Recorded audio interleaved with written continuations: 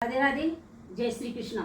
जयपुर शहर में भारी बरसात ने कहर ढा दिया है। इतनी भयंकर बरसात, लोग कह रहे हैं कि 30 साल बाद में इतनी बरसात हुई है। बाणगंगा जो सूखी हो गई थी, पानी नहीं रहा था, वो भी बहने लगी है। सड़कों पर इतना पानी बह रहा है कि सड़कें क्या बन गई है, नदियां बन गई है। जयपुर शहर की स्थिति इतनी खराब हो रही है और इतनी चिंताजनक है कि लोग घरों के अंदर हैं। घरों के अंदर भी तो रहे तो कैसे रहे। 3 लोगों की कल मृत्यु हो गई। बेसमेंट के अंदर 3 लोग थे। 3 लोगों ने निकलने का बहुत प्रयास किया, लेकिन फिर भी वो निकल नहीं पाए। एक बच्चे की बह गया नाले के अंदर, उसका भी मौत हो गई। लोग घरों से बाहर नहीं निकल रहे, और निकल रहे जो उनकी स्थिति बहुत ज्यादा खराब हो रही है। स्कूलों की छुट्टी दे दी गई है, लेकिन फिर भी कई स्कूल वाले जिन्होंने छुट्टी नहीं दी, उनकी बसें फंसी हैं। सड़कें में कई बसें फंसी हैं, लेकिन स्कूल वाले कभी कभी मनमानी कर लेते हैं और उनकी बसें फंस गई है।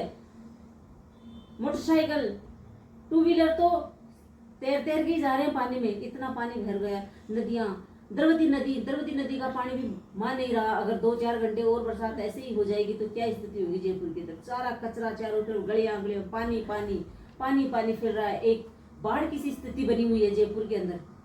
हमारा जयपुर जो गुलाबी नगर शहर था, इसकी ऐसी स्थिति हो रही है, दर्दनाक स्थिति हो रही है।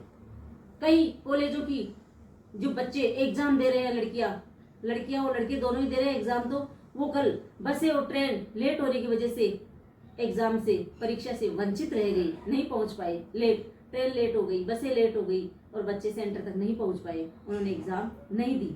बीएड कॉलेजों के लगी रहे एग्जाम। उन बच्चों की स्थिति, उनकी मनोदशा समझ सकते हैं, अपन देख सकते हैं, लेकिन क्या करें, ये प्रकृति का कहर है, इसको कोई नहीं बच सकता।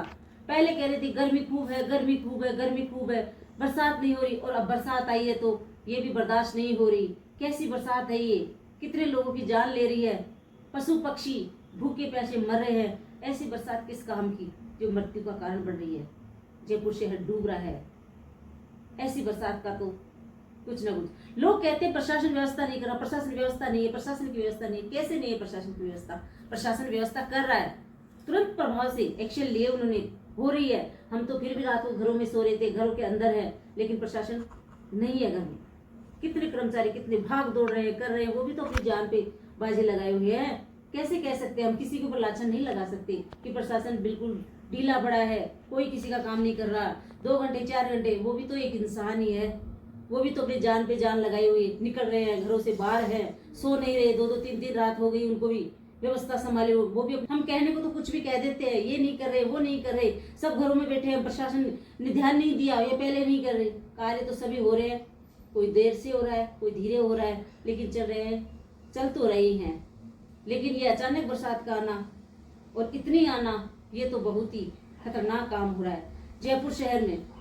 30 साल बाद में कह रहे हैं कि ऐसी बरसात हुई है और इतना उफान ले रही है ये बरसात। नदियों का रुख वापस से चालू किया। पानी, ऐसे कहते हैं हमारे बुजुर्ग ऐसे कहा करते थे कि पानी 100 साल बाद में भी अपना रास्ता नहीं भूलता और फिर उसी रास्ते से आ जाता है। वो बात हो गई है। बाणगंगा के अंदर वही पानी आ रहा है, द्रवती नदी के अंदर जो जयपुर में बनाई गई थी उसी के अंदर वही पानी आ रहा है। पानी कभी अपना रास्ता नहीं भूलता है।